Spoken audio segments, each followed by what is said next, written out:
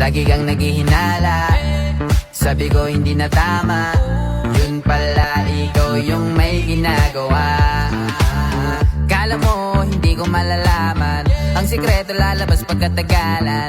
Kaso mali yung kinukwento mo at nalaman ko na.